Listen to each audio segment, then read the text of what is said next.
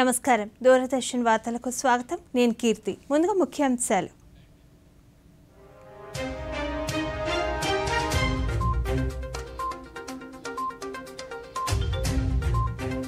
ఢిల్లీ భారత మండపంలో rising north east investors summit ను ప్రారంభించిన ప్రధాని మోదీ ఢిల్లీలో ముఖ్యమంత్రి చంద్రబాబు నాయుడు పర్యటన పలువురు కేంద్ర మంత్రులతో వరుస భేటీలు రాష్ట్రంలో సీజనల్ వ్యాధులు కోవిడ్ పై విస్తృత ప్రచారం కల్పించాలన్న మంత్రి సత్యకుమార్ యాదవ్ కీర్తి చక్ర అవార్డు గ్రహీత మేజర్ రామ్ గోపాల్ నాయుడుని అభినందించిన కేంద్ర మంత్రి రామ్మోహన్ నాయుడు ప్రధాని మన్ కీ బాత్ కార్యక్రమం ఈ నెల 25వ తేదీ ఆదివారం ఉదయం 11 గంటలకు ప్రసారం. వార్తల్లోని వివరాలు చూద్దాం. వికసిత భారత లక్ష్యాలను అందుకోవడంలో ఈశాన్య రాష్ట్రాలు కీలక భూమిక వహిస్తాయని ప్రధాని నరేంద్ర మోదీ పేర్కొన్నారు. ఢిల్లీలోని భారత మండపంలో రైజింగ్ నార్త్ ఈస్ట్ పెట్టుబడిదారుల సదస్సును ఈ రోజు ఆయన ప్రారంభించారు. ఈ సందర్భంగా ప్రధాని మాట్లాడుతూ గత 11 ఏళ్లుగా ఈశాన్య రాష్ట్రాల అభివృద్ధికి కేంద్ర ప్రభుత్వం చిత్తశుద్ధితో కృషి చేస్తుందన్నారు. పర్యావరణ పర్యాటకం తదితర రంగాల్లో స్పష్టమైన పురోగతి సాధించామని తెలిపారు. ఈశాన్య ప్రాంతంలో బయో ఎకానమీ, తేయాకు ఉత్పత్తి, పెట్రోలియం ఉత్పత్తులు, స్పోర్ట్స్ తదితర విభాగాల్లో పెట్టుబడులకు అధిక అవకాశం ఉందన్నారు. मेरी तरफ से भारत सरकार की तरफ से आपको बहुत बहुत शुभकामनाएं देता हूं. साथियों, भारत को दुनिया का सबसे डाइवर्स नेशन कहा जाता है और हमारा नॉर्थ ईस्ट इस डाइवर्स नेशन का सबसे डाइवर्स हिस्सा है. ट्रेड से ट्रेडिशन तक, टेक्सटाइल से टूरिज्म तक, नॉर्थ ईस्ट की डाइवर्सिटी ये उसकी बहुत बड़ी स्ट्रेंथ है. नॉर्थ ईस्ट यानी बायो इकोनॉमी और बाम्बू, नॉर्थ ईस्ट यानी tea production and petroleum, North East यानी sports and skill, North East यानी इको टूरिज्म का इमर्जिंग हब, नॉर्थ ईस्ट यानी ऑर्गेनिक प्रोडक्ट की नई दुनिया, नॉर्थ ईस्ट यानी एनर्जी का पावर हाउस. इसलिए नॉर्थ ईस्ट हमारे लिए अष्टलक्ष्मी है और नॉर्थ ईस्ट पूर्वी भारत का सबसे अहम अंग है. हमारे लिए ईस्ट का मतलब सिर्फ एक दिशा नहीं है. हमारे लिए ईस्ट का मतलब है empower, act, strengthen and transform. Andhra Pradesh ముఖ్యమంత్రి నారా చంద్రబాబు నాయుడు ఈరోజు ఢిల్లీలో పర్యటిస్తున్నారు. పర్యటనలో భాగంగా పలువురు కేంద్ర మంత్రులతో వరుసగా భేటీ అవుతున్నారు. కేంద్రం నుంచి రాష్ట్రానికి రావాల్సిన నిధులు, రాష్ట్ర సమస్యలను ఆయన కేంద్ర మంత్రులకు వివరిస్తున్నారు. ముఖ్యమంత్రి పర్యటన వివరాలను ఇప్పుడు చూద్దాం. ఢిల్లీ పర్యటనలో భాగంగా ముఖ్యమంత్రి నారా చంద్రబాబు నాయుడు పలువురు కేంద్ర మంత్రులతో సమావేశమయ్యారు. కేంద్ర సైన్స్ అండ్ టెక్నాలజీ, భూ విజ్ఞాన శాఖల మంత్రి జితేంద్ర సింగ్తో సమావేశం సందర్భంగా అంతరిక్ష తయారీ, ఆవిష్కరణలకు కీలక కేంద్రంగా ఆంధ్రప్రదేశ్ను తీర్చిదిద్దేందుకు కేంద్ర ప్రభుత్వ మద్దతు కోరుతూ ఒక సమగ్ర ప్రతిపాదనను ముఖ్యమంత్రి సమర్పించారు. ఈ ప్రతిపాదనలో రాష్ట్ర మద్దతుతో 2 స్పేస్ సిటీల అభివృద్ధికి సంబంధించిన వివరాలున్నాయి. వీటిలో ఒకటి ఇస్రో షార్ అంతరిక్ష కేంద్రం సమీపంలో, మరొకటి లేపాక్షి వద్ద ఉంటాయి. కేంద్ర రక్షణ మంత్రి రాజ్నాథ్ సింగ్తో ముఖ్యమంత్రి చంద్రబాబు నాయుడు సమావేశమయ్యారు. ఈ సందర్భంగా రక్షణ, ఏరోస్పేస్ రంగాలలో ఆంధ్రప్రదేశ్ దూరదృష్టిని కేంద్ర రక్షణ మంత్రికి ముఖ్యమంత్రి వివరించారు. ఆంధ్రప్రదేశ్లోని కీలక ప్రాంతాల్లో పారిశ్రామిక వృద్ధికి అవసరమైన మౌలిక సదుపాయాలు, పరిశోధనా సహకారం, వ్యూహాత్మక సంస్థాపనలతో కూడిన సమగ్ర ప్రణాళికను వివరించారు. పటిష్టమైన మౌలిక సదుపాయాలు, నైపుణ్యం కలిగిన శ్రామిక శక్తి, క్రియాశీలక విధాన వాతావరణంతో ఆత్మనిర్భర్ భారత్ను రక్షణ ఉత్పత్తి, ఆవిష్కరణల ద్వారా ముందుకు తీసుకువెళ్లడంలో కీలక పాత్ర పోషించడానికి ఆంధ్రప్రదేశ్ సిద్ధంగా ఉందని స్పష్టం చేశారు. కేంద్ర జలశక్తి మంత్రి సిఆర్ పాటిల్తోనూ ముఖ్యమంత్రి సమావేశమయ్యారు. ఈ సమావేశంలో పోలవరం బనకచెర్ల అనుసంధాన ప్రాజెక్టు ప్రతిపాదనను సమర్పించారు. గోదావరి వరద నీటిని ఆంధ్రప్రదేశ్లోని కరువు పీడిత ప్రాంతాలకు మళ్లించడమే ఈ ప్రతిపాదిత ప్రాజెక్టు లక్ష్యమని, Jal Jeevan, blue revolution, make in India వంటి జాతీయ మిషన్ల అభివృద్ధికి ఈ ప్రాజెక్టు దోహదం చేస్తుందని పేర్కొన్నారు. రాష్ట్ర విభజన తర్వాత దిగువ రాష్ట్రంగా మిగులు జలాలపై ఆంధ్రప్రదేశ్కు ఉన్న హక్కును కూడా ఈ సందర్భంగా ముఖ్యమంత్రి కేంద్ర మంత్రికి వివరించారు. పోలవరం బనకచెర్ల అనుసంధాన ప్రాజెక్టుకు సంబంధించిన వివరాల డిపిఆర్ త్వరలో సమర్పిస్తామని ముఖ్యమంత్రి హామీ ఇచ్చారు. ప్రాజెక్టు పనులను త్వరగా ముందుకు తీసుకువెళ్లడానికి తక్షణ అనుమతులు మంజూరు చేయాలని కేంద్ర మంత్రిని చంద్రబాబు నాయుడు అభ్యర్థించారు. కేంద్ర పునరుత్పాదక ఇంధన శాఖ మంత్రి ప్రహ్లాద్ జోషితో సమావేశం సంతృప్తినిచ్చిందని ముఖ్యమంత్రి చంద్రబాబు నాయుడు పేర్కొన్నారు. ప్రధానమంత్రి Surya Ghar Mukti Bijli Yojana rooftop solar capacity allocation పథకం కింద ఆంధ్రప్రదేశ్కు అనుమతి ఇవ్వాలని కోరినట్లు తెలిపారు. 20 లక్షల ఎస్సీ, ఎస్టీల ఇళ్లపై ఉచితంగా సోలార్ ఏర్పాటు లక్ష్యాన్ని సాధించేందుకు సహకరించాలని కోరారు. కేంద్ర సహకారంతో విద్యుత్ ధరలు తగ్గించడంతో పాటు క్లీన్ ఎనర్జీకి తమ వంతు సహకారం అందిస్తామని వెల్లడించినట్లు చంద్రబాబు నాయుడు సామాజిక మాధ్యమంలో వెల్లడించారు.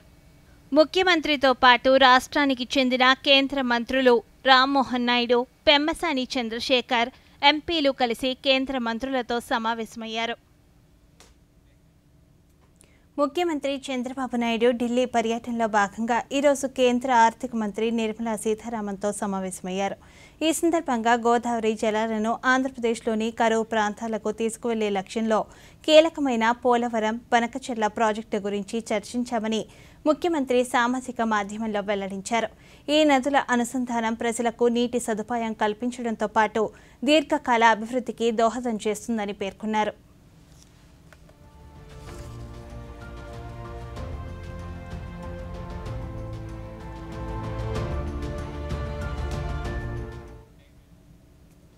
ఢిల్లీలో పర్యటిస్తున్న ఆంధ్రప్రదేశ్ ముఖ్యమంత్రి నారా చంద్రబాబు నాయుడు ఈరోజు కొత్త క్రిమినల్ చట్టాల అమలు, పాలనాపరమైన సంసిద్ధతపై కేంద్ర హోంమంత్రి అమిత్ షా నిర్వహించిన సమీక్ష సమావేశంలో పాల్గొన్నారు. ఈ సమావేశంలో రాష్ట్ర ప్రభుత్వ ప్రధాన కార్యదర్శి విజయానంద్ తదితరులు పాల్గొన్నారు.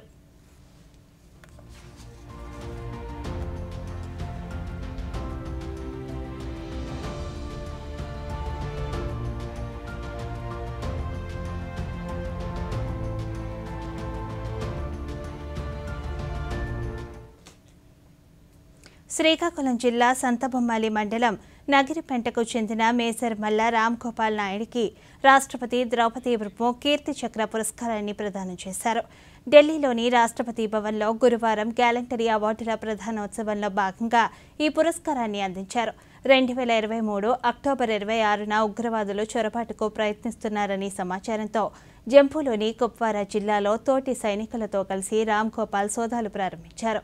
అక్కడ ఇళ్లలో నక్కిన 5 ఉగ్రవాదుల్లో 3 పాయింట్ బ్లాంక్ రేంజ్లో రామ్ గోపాల్ కాల్చి చంపారు. మరొక ఉగ్రవాది తప్పించుకున్నాడు. అతని కోసం వెతుకుతుండగా రామ్ గోపాల్ బృందంపై 5వ ఉగ్రవాది గ్రెనేడ్ విసిరాడు. దాని నుంచి చాకచక్యంగా తప్పించుకుని అతడిని మట్టుపెట్టే ఆపరేషన్ ముగించారు. రామ్ గోపాల్ చూపిన ధైర్య సాహసాలను పరిగణనలోకి తీసుకుని గతేడాది కీర్తి చక్ర పురస్కారానికి ఎంపిక చేశారు.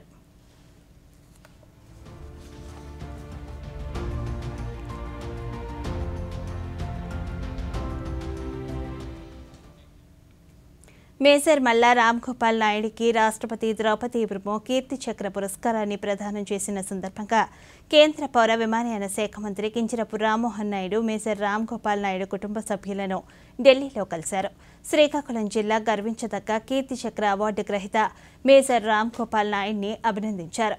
కుప్వారా సమీపంలోని దేశ సరిహద్దు వద్ద ఆయన ప్రదర్శించిన అసాధారణ పరాక్రమం, సాహసోపేతమైన ఆపరేషన్లో ఉగ్రవాదులను అంతమొందించిన తీరు దేశం పట్ల ఆయన నిబద్ధతకి నిలువెత్తు నిదర్శనమని సామాజిక మాధ్యమంలో కేంద్ర మంత్రి పేర్కొన్నారు.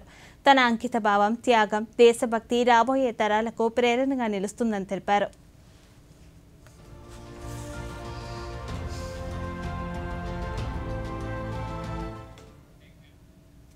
వార్తల్లో చిన్న విరామం.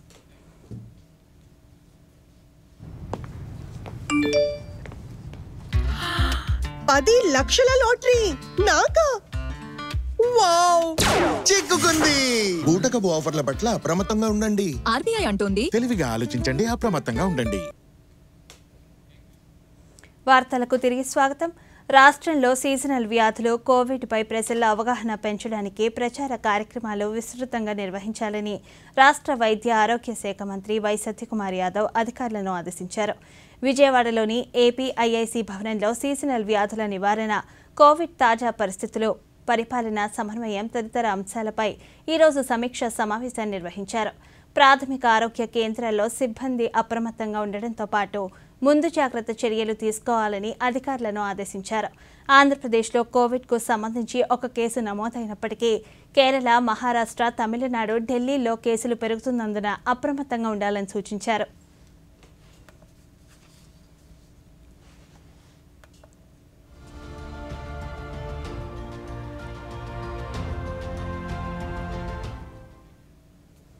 ప్రకాశం జిల్లా కొమరోలు మండలం తాటిచెర్ల మోటు వద్ద అమరావతి అనంతపురం జాతీయ రహదారిపై ఈరోజు జరిగిన రోడ్డు ప్రమాదంలో 6 అక్కడికక్కడే మృతి చెందగా 2 చిన్నారులు గాయపడ్డారు. మహానంది నుంచి బాపట్ల జిల్లా స్టూవర్టుపురం వెళ్తున్న కారు ఎదురుగా వస్తున్న లారీని ఢీకొట్టడంతో ఈ ప్రమాదం జరిగింది. మృతుల బాపట్ల జిల్లా స్టూవర్టుపురం గ్రామానికి చెందిన వారిగా గుర్తించారు. ఈ ప్రమాదంపై ముఖ్యమంత్రి నారా చంద్రబాబు నాయుడు దిగ్భ్రాంతి వ్యక్తం చేశారు. ప్రమాదానికి గల కారణాలను అధికారులను అడిగి తెలుసుకున్నారు. మృతుల కుటుంబాలకు ప్రగాఢ సానుభూతిని తెలిపారు. బాధిత కుటుంబాలకు అండగా ఉంటామన్నారు. వారికి అవసరమైన సాయం అందించాలని జిల్లా అధికారులను ఆదేశించారు.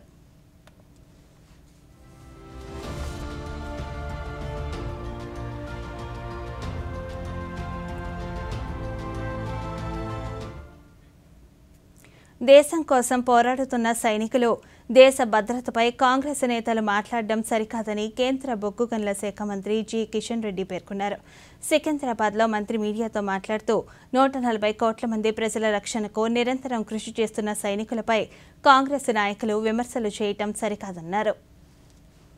తెగించి భారత భూభాగాన్ని కాపాడుతూ భారత సమైక్యతను, సమగ్రతను కాపాడుతూ ఈరోజు ఉగ్రవాదులు, విదేశీ శక్తులు నుంచి భారతదేశాన్ని రక్షించేటువంటి ప్రయత్నం. 140 కోట్ల మంది ప్రజలు ఈరోజు సొంతంగా ఇళ్లలో నిద్రపోతున్నారు, కుటుంబాలు సంసారాలు చేసుకుంటున్నారు, వ్యాపారాలు చేసుకుంటున్నారు, ఉద్యోగాలు చేసుకుంటున్నారు, కార్యక్రమాలు కొనసాగిస్తున్నారంటే సరిహద్దులో ఉన్నటువంటి సైనికులే ఈరోజు ప్రాణాలకు తెగించి పోరాడుతున్నారు. అటువంటి సైనికులను అవమానం చేసే విధంగా ఈరోజు కాంగ్రెస్ పార్టీ పదే మాట్లాడడం ఏదైతున్నదో ఇది దురదృష్టకరము. ఈరోజు యుద్ధంలో పాకిస్తాన్తో జరిగినటువంటి ఆపరేషన్ సింధూర్లో ఏం చేశారో సైనికులు స్వతహాగా ఫోటోలతో సహా, వీడియోలతో సహా స్వతంగా వాళ్ళే మీడియాకు వచ్చి ప్రతిరోజు వాళ్ళు ప్రజల ముందు పెట్టడం జరిగింది, ప్రపంచం ముందు పెట్టడం జరిగింది. పాకిస్తాన్ సిగ్గుతో తల వంచుకొని తిరుగుతున్న తప్ప ఈరోజు పాకిస్తాన్ మాట్లాడే భాష ఈరోజు కాంగ్రెస్ పార్టీ మాట్లాడుతున్నది. పాకిస్తాన్ ఏం చెప్తుందో, పాకిస్తాన్ ఏ రకంగా అభిప్రాయాలు వ్యక్తం చేస్తుందో అదే వ్యవహారము ఈరోజు కాంగ్రెస్ పార్టీ మన సైనికులకు వ్యతిరేకంగా, మన భద్రతా సిబ్బంది వ్యతిరేకంగా, మన ఆర్మీకి వ్యతిరేకంగా, మన దేశానికి వ్యతిరేకంగా మాట్లాడుతున్నారు. ఈరోజు మోడీ గారిని మాట్లాడండి, మేము భరించడానికి సిద్ధంగా ఉన్నాం. కానీ సైనికుల గురించి మాట్లాడకండి, దేశ సమగ్రత గురించి అవమానం చేయకండి, దేశ సమైక్యతను నిర్వీర్యం చేయకండి. ఈరోజు మమ్మల్ని విమర్శించండి. ఆపరేషన్ సింధూర్ విజయాన్ని పురస్కరించుకుని భారత ప్రభుత్వం సైనికులకు మద్దతు తెలుపుతూ వైఎస్ఆర్ కడప జిల్లా ప్రొద్దుటూరులో ఈరోజు తిరంగా ర్యాలీ నిర్వహించారు. 100 మీటర్ల జాతీయ జెండాను చేతబూని స్థానిక ప్రజలు ర్యాలీలో ఉత్సాహంగా పాల్గొన్నారు. ఈ సందర్భంగా పుట్టపర్తి సర్కిల్లో జాతీయ జెండాలతో మానవహారంగా ఏర్పడి భారత సైనికులకు సంఘీభావం ప్రకటించారు.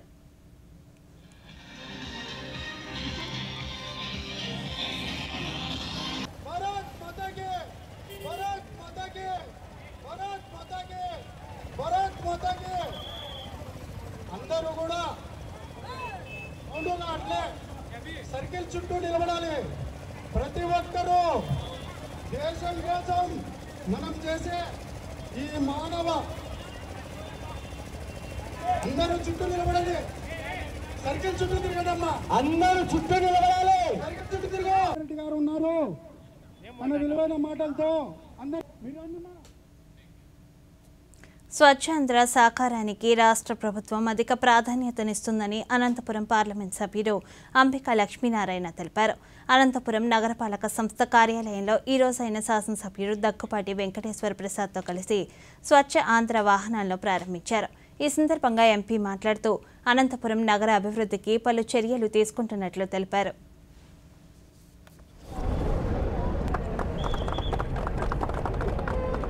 ఈ యొక్క అనంతపురం నగరం విస్తరించి రోజు రోజు కూడా పట్టణం అంతా కూడా ఇంకా డెవలప్ చేసేటువంటి అవకాశం ఈరోజు మా ఎమ్మెల్యే గారి ఆధ్వర్యంలో జరుగుతూ ఉంది ఇక్కడ.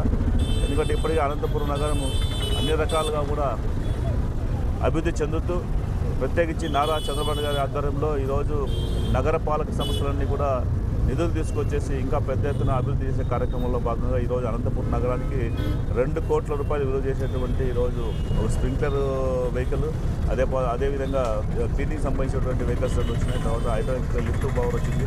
ఈ విధంగా అనంతపురం నగరంలో ఎప్పటికప్పుడు ఆధునాతనమైనటువంటి పద్ధతులలో పరిశుభ్రతను పాటించే దానికోసం ఈ యొక్క వెహికల్స్ తీసుకోవడం జరుగుతూ ఉంది. ఈరోజు అనంతపురం నగరంలో అంటే ఎంతో కాలంగా ఎన్నో రోజుల నుంచి కూడా ఒక సమస్య వెంటాడుతూ ఉంది. అది డంపింగ్ యార్డ్ సమస్య. ఆ డంపింగ్ యార్డ్లో జరిగేటువంటి అవినీతి అంతా కూడా బట్టపై చేసేటువంటి ప్రయత్నాన్ని ఈరోజు మా ఎమ్మెల్యే గారు ఆధ్వర్యంలో మేము అందరూ కూడా చేపడుతున్నాము. తప్పకుండా ఎవరైతే ఆ డంపింగ్ యార్డ్లో సంబంధించినటువంటి దాంట్లో అవినీతి పాల్పడారో అందరినీ కూడా తీసుకొచ్చి బయటికి లాగేటువంటి ప్రయత్నం చేద్దాం. ఎందుకంటే డంపింగ్ యార్డ్ అనేది అనంతపురికి చాలా ఇబ్బందికర పరిస్థితిలో ఉంది. అది ఎప్పుడో కావాల్సిన దాన్ని అనవసరంగా పెండింగ్ పెట్టుకుంటూ వచ్చి ఇప్పుడు కూడా దాన్ని చేసేటువంటి కార్యక్రమం లేకపోతే ఎమ్మెల్యే గారు తిరుగుతూ ఈరోజు వేరే ప్రాంతానికి. రాష్ట్రంలో కోకో పంటకు చట్టం తీసుకొచ్చి మద్దతు ధరలను నిర్ణయిస్తామని రాష్ట్ర వ్యవసాయ శాఖ మంత్రి కింజరాపు అచ్చెన్నాయుడు తెలిపారు. ఏలూరు కలెక్టరేట్లో ఈరోజు రైతులు, రైతు సంఘాల నాయకులు, కంపెనీ ప్రతినిధులతో ఏర్పాటు చేసిన సమావేశంలో ఆయన రాష్ట్ర గృహ నిర్మాణ శాఖ మంత్రి కొలుసు పార్థసారథితో కలిసి పాల్గొన్నారు. ఈ సందర్భంగా మంత్రి అచ్చెన్నాయుడు మీడియాతో మాట్లాడుతూ ధరల స్థిరీకరణ నిధికి రాష్ట్ర ప్రభుత్వం 140 కోట్ల రూపాయలు కేటాయించిందన్నారు. వెంటనే ఆ ఇబ్బందిని పరిష్కరించాలనేది ఎన్డీఏ ప్రభుత్వం, ముఖ్యమంత్రి గారి యొక్క ప్రధానమైనటువంటి ఉద్దేశం అని చెప్పి సందర్భంగా తెలియజేస్తున్నాను. మేము అధికారంలోకి వచ్చిన తర్వాత మొదటి సంవత్సరం 10 మాసాల్లో 140 కోట్ల రూపాయలు ఇంటర్వెన్షన్ ఫండ్ పెట్టాం. అందులో 80 కోట్లు ఖర్చు పెట్టాం. ఈరోజు రాష్ట్రంలో 4-5 పంటలకి కొద్దిగా ధరల్లో ఇబ్బంది వచ్చింది. అలాగని చెప్పి ప్రభుత్వానికి సంబంధం లేదని ఎక్కడా ఊరుకోలేదు. వెస్ట్ గోదావరి, ఏలూరు జిల్లాలో కోకో పండించినటువంటి రైతులకు ఇబ్బంది వచ్చింది. ఈరోజు రైతులు ఆందోళన చెందుతున్నారని ముఖ్యమంత్రి గారి ఆదేశాల మేరకు రైతుల దగ్గరికే వచ్చాం. ఇది దాపరికం లేదు. కంపెనీ వాళ్ళతో స్పష్టంగా మాట్లాడాం. ఇంటర్నేషనల్లో చాక్లెట్ వాడకం తగ్గిపోయింది. కోకో గింజలు కొనలేకపోతున్నాం. ఇప్పటికే మా దగ్గర స్టాక్స్ ఉన్నాయి, మేము కొనమని చెప్పారు. గట్టిగా వాదిస్తే మీరు చెప్పారు కాబట్టి కొంటాం, అది కూడా 450 కంటే ఎక్కువ కొనలేమని చెప్తే మేము చాలా స్పష్టంగా గట్టిగా చెప్పాం. నేను 500 రూపాయలకి తక్కువ లేకుండా స్పష్టంగా కొనమని ముఖ్యమంత్రి గారు ఆదేశాలు ఇచ్చారు. ప్రభుత్వ ఆసుపత్రుల్లో అవసరమైన మౌలిక సదుపాయాల కల్పనకు చర్యలు తీసుకుంటున్నామని ప్రకాశం జిల్లా కలెక్టర్ తమీం అన్సారీ అన్నారు. ఒంగోలులోని ప్రభుత్వ ప్రధాన ఆసుపత్రి మాతా శిశు వైద్యశాలలో ఈరోజు ఆమె ఆకస్మిక తనిఖీ చేశారు. ఈ సందర్భంగా రోగులకు అందిస్తున్న వైద్య సేవలు, ఆయుష్మాన్ భారత్ హెల్త్ అకౌంట్ నమోదు, ఆసుపత్రుల్లో జరుగుతున్న మరమ్మతు పనులను పరిశీలించారు. అనంతరం ఆమె మీడియాతో మాట్లాడుతూ జీజీహెచ్లో కరోనా కోసం ప్రత్యేకంగా వార్డు ఏర్పాటుకు చర్యలు తీసుకుంటున్నామన్నారు. అక్కడ మరమ్మతులు ఉన్నాయి, ఫ్లోరింగ్ కానీ సీలింగ్ కానీ. అదేవిధంగా ఎంసీఎస్ హాస్పిటల్లో అక్కడ ఉన్న లేబర్ ఓటీ వాటి అన్నింటి కూడా రెనోవేషన్ వర్క్ ఇప్పుడు ప్రోగ్రెస్లో ఉన్నాయి. దాంటిని టైంలోనే కంప్లీట్ చేయమని ఆదేశాలు ఇవ్వడం జరిగింది. అదేవిధంగా ఎంసీహెచ్లో ఒక MNCU mother newborn care unit establish చేయబోతున్నాము. దానికి కూడా జరుగుతున్న వర్క్స్ని ఇన్స్పెక్షన్ చేయడం జరిగింది. దాన్ని కూడా టైంలోనే కంప్లీట్ చేయమని ఇన్స్ట్రక్షన్స్ ఇవ్వడం జరిగింది. ఇక్కడ రిమ్స్ హాస్పిటల్లో ముఖ్యంగా ఇప్పుడు సదరం వెరిఫికేషన్స్ వచ్చిన వారితో ఇంటరాక్ట్ చేయడం జరిగింది. కొన్ని అంశాలు తీసుకువచ్చారు నా దృష్టికి. సో దానికి కూడా వారికి ఇక్కడికి వస్తున్న పేషెంట్స్కి ఎటువంటి ఇబ్బంది లేకుండా వారికి మంచి సర్వీసెస్ ఇవ్వాలని ఇన్స్ట్రక్షన్స్ ఇవ్వడం జరిగింది. అదేవిధంగా ఇక్కడ రిమ్స్లో కూడా MNCU mother newborn care unit establish చేయబోతున్నాము. దానికి కూడా ఇప్పుడు వర్క్స్ ప్రోగ్రెస్లో ఉంది. మ్యాక్సిమం 10 డేస్లో అన్ని వర్క్స్ని కూడా కంప్లీట్ చేసి దాన్ని ఇమీడియట్గా ఓపెన్ చేయడానికి ఇన్స్ట్రక్షన్స్ ఇవ్వడం జరిగింది. అది ఒకసారి ఓపెన్ చేస్తే ఎవరైతే ఇక్కడ మనకు వార్తల్లో చిన్న విరామం.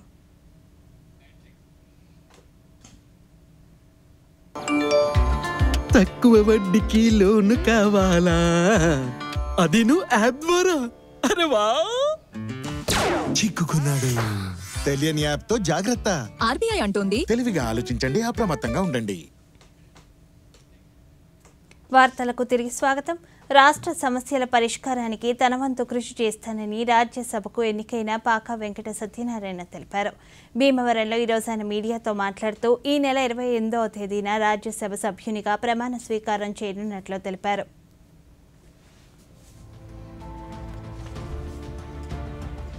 ఒక పార్లమెంట్ సభ్యుడు ఉండగా మళ్ళీ ఇంకొక పార్లమెంట్ సభ్యుడు ఎంపిక అనేది చాలా ఆశ్చర్యకరంగా. అయితే ఇది భౌగోళికంగా మేమిద్దరం ఒక ఊరికి చెందిన వాళ్ళమే తప్ప నేను వచ్చి యావత్ ఆంధ్రప్రదేశ్ రాష్ట్రం అంతా కూడా నేను పనిచేస్తున్నటువంటి విషయం. కాబట్టి ఈ రకమైనటువంటి ఎంపికలు భౌగోళికంగా ఉన్నటువంటి మాకు కలిసి వచ్చేటువంటి విషయం ఏంటంటే మా ప్రాంత అభివృద్ధిలో మా లోక్సభ అధ్యక్షుడు శ్రీనివాసరావు గారితో పాటు నేను కూడా వారికి చేదోడు వాదోడుగా ఉండేటటువంటి అవకాశం కూడా ఈ ప్రాంతం నుంచి కలగడం వల్ల ఎక్కువ సర్వీసెస్ అందించేటటువంటి అవకాశం ఈ ప్రాంతంలో జరిగేటట్టు. అదే రకంగా ఒక 2 సభల్లో నుంచి కూడా ఈ ప్రాంతానికి ప్రాతినిధ్యం ఉన్న కారణంగా ఈ ప్రాంతానికి సంబంధించిన అనేక అంశాలు, ఈ రాష్ట్రానికి చెందినటువంటి అంశాలు కూడా ప్రస్తావించే అవకాశం ఉంటుంది. ఈ యొక్క విషయంలో పార్టీ తీసుకునేటటువంటి నిర్ణయంలో మాకు సహకరించినటువంటి జనసేన అధ్యక్షుడు పవన్ కళ్యాణ్ గారు, తెలుగుదేశం అధినేత నారా చంద్రబాబు నాయుడు గారికి కూడా ప్రత్యేకమైనటువంటి ధన్యవాదాలు తెలియజేస్తాం. అదే రకంగా కూటమి ధర్మాన్ని పాటిస్తూ కూటమి యొక్క బలోపేతం కోసం ప్రయత్నం చేస్తుంది. ఆంధ్రప్రదేశ్ రాష్ట్ర అభివృద్ధిలో మా వంతు పాత్ర. మన భారతీయ వారసత్వ సాంస్కృతిక సంపద అయిన యోగాను ప్రతి ఒక్కరూ ఆచరించి శారీరక మానసిక ఆరోగ్యాన్ని పెంపొందించుకోవాలని NTR జిల్లా కలెక్టర్ లక్ష్మీశా అన్నారు. విజయవాడ కలెక్టరేట్లో యోగాంధ్ర మాసోత్సవాలపై ఈరోజు వీడియో కాన్ఫరెన్స్ నిర్వహించారు. ఈ సందర్భంగా ఆయన మీడియాతో మాట్లాడుతూ జిల్లాలో దాదాపు 10 లక్షల నుంచి 15 లక్షల మందికి యోగాను నేర్పేందుకు ప్రణాళికలు రూపొందించినట్లు తెలిపారు. వీళ్ళని కూడా మనము కోఆర్డినేటింగ్ ఆఫీసర్గా పెట్టుకొని ప్రతి ఒక్క నూక్ అండ్ కార్నర్స్లో ప్రతి ఒక్క స్టేక్ హోల్డర్స్ని ఇన్వాల్వ్ చేస్తూ జిల్లాలో ఈ యోగాంధ్ర 2025 కార్యక్రమాన్ని విజయవంతం చేయడానికి ప్రణాళికాబద్ధంగా ముందుకెళ్తున్నాం. ఈ ఇంటర్నేషనల్ యోగా డే ఏదైతే 2014లో గౌరవ ప్రధానమంత్రి వారు యునైటెడ్ నేషన్స్తో మీటింగ్తో ఈ డేని డిక్లేర్ చేసి ఉన్నారు. అప్పటి నుంచి ఇప్పటికీ 10 సంవత్సరాలు అయిపోయి 11వ సంవత్సరానికి అడుగు పెడుతున్న నేపథ్యంలో మన రాష్ట్రంలో గౌరవ ముఖ్యమంత్రి వర్యులు ఆదేశాల మేరకు ఒక నెల అంతా మే 21 నుంచి జూన్ 21 వరకు ప్రతిరోజు వినూత్నంగా యోగా కార్యక్రమాలు చేసి మొత్తం రాష్ట్రంలో 2 కోట్ల మందికి కొత్తగా యోగా నేర్పించే కార్యక్రమాన్ని టేకప్ చేశారు.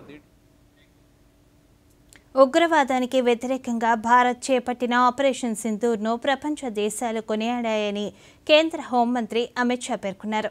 ఢిల్లీలో ఈరోజు జరిగిన BSF ఇన్వెస్టర్స్ కార్యక్రమంలో ఆయన పాల్గొన్నారు. ఈ సందర్భంగా అమిత్ షా మాట్లాడుతూ పాకిస్తాన్ సరిహద్దు ఉగ్రవాదాన్ని ప్రోత్సహిస్తే భారత్ కఠిన చర్యలు తీసుకోక తప్పదని స్పష్టం చేశారు.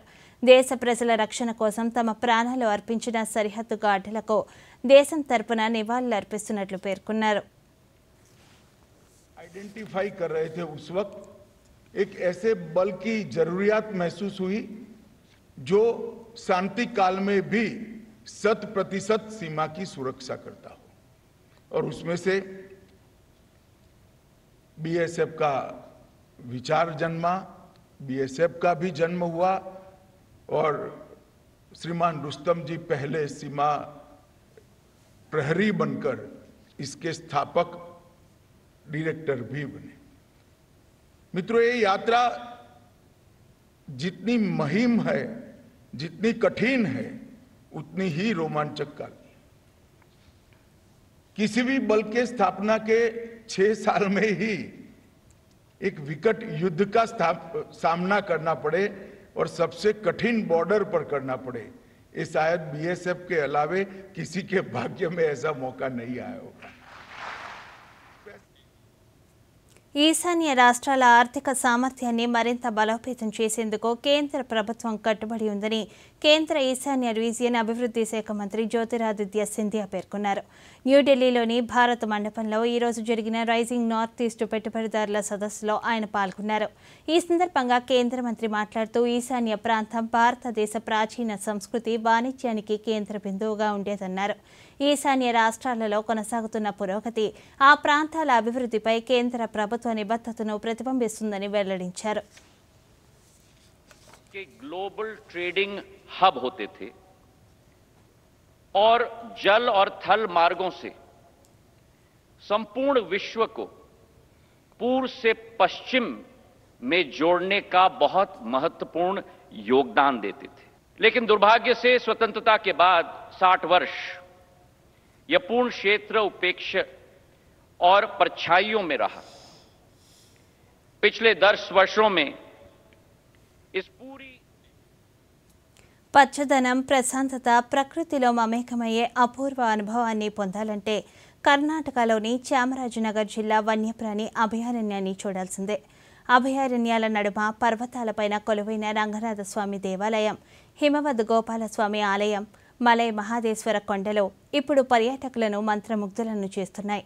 దట్టమైన అడవుల్లో సాగే ప్రయాణం, చుట్టూ ఎక్కడ చూసినా పచ్చని అడవి, మార్గ మధ్యలో తారసపడే వన్యప్రాణులు పర్యాటకులను ఆకట్టుకుంటున్నాయి. వర్షాలు కురవడం వల్ల అడవుల్లో పచ్చదనం పెంపొందించడంతో పాటు చెరువుల్లో నీరు చేరడంతో వన్యప్రాణులు దాహాన్ని తీర్చుకుంటున్నాయి. దీంతో వన్యప్రాణులు గ్రామాల వైపు రావడం కూడా తగ్గడంతో అక్కడి రైతులు హర్షం వ్యక్తం చేస్తున్నారు.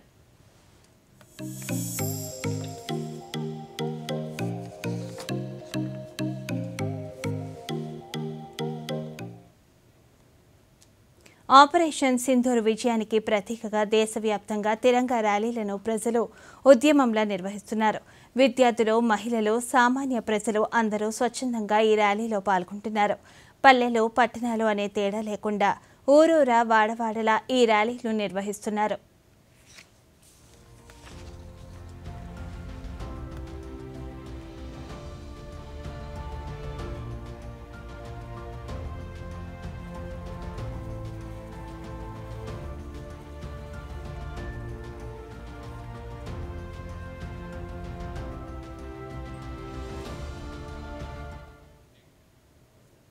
దేశీయ స్టాక్ మార్కెట్ సూచీలు ఈరోజు భారీ లాభాల్లో ముగిశాయి. నిన్న భారీ నష్టాలు చవిచూసిన మార్కెట్ సూచీలు నేడు అదే స్థాయిలో మళ్లీ పుంజుకున్నాయి. ఈ క్రమంలో సెన్సెక్స్ ఇంట్రాడేలో 900 పాయింట్లు లాభపడగా నిఫ్టీ మళ్లీ 24,800 ఎగువకు ముగిసింది. ఈ ఉదయం 80,897 పాయింట్ల వద్ద స్వల్ప నష్టాల్లో ప్రారంభమైన సెన్సెక్స్ కాసేపటికే లాభాల్లోకి చేరుకొని రోజంతా అదే ఒరవడి కొనసాగింది. ఇంట్రాడేలో 81,905 పాయింట్ల వద్ద గరిష్టాన్ని దాకిన సూచీ చివరికి 769 పాయింట్ల లాభంతో 81,721 వద్ద ముగిసింది. నిఫ్టీ సైతం 243 పాయింట్ల లాభంతో 24,853 వద్ద స్థిరపడింది. రాష్ట్ర వ్యాప్తంగా పలుచోట్ల భారీ వర్షాలు కురిసే అవకాశం ఉందని రాష్ట్ర విపత్తు నిర్వహణ సంస్థ తెలిపింది. ఈరోజు అల్లూరి సీతారామరాజు, ఏలూరు, కృష్ణా, బాపట్ల జిల్లాల్లో తేలికపాటి నుంచి ఒక మోస్తరు వర్షాలు కురుస్తాయని, మరికొన్ని జిల్లాల్లో తేలికపాటి వర్షాలు కురుస్తాయని తెలిపింది. ఇదే సమయంలో గంటకు 40 నుంచి 50 కిలోమీటర్ల వేగంతో ఈదురుగాలులు వీస్తాయని, అక్కడక్కడ ఉరుములు, మెరుపులతో కూడిన పిడుగులు పడే అవకాశం ఉందని ఆ శాఖ అధికారులు తెలియజేశారు.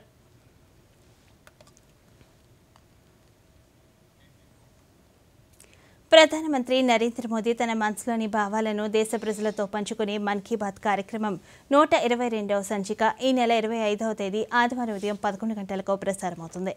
ఆకాశవాణి సమన్వయంతో దూరదర్శన్ ఛానల్లో మన్ కీ బాత్ కార్యక్రమాన్ని ప్రసారం చేస్తాయి. ఈ కార్యక్రమ తెలుగు అనువాదం వెనువెంటనే దూరదర్శన్ సప్తగిరిలో ప్రసారమవుతుంది.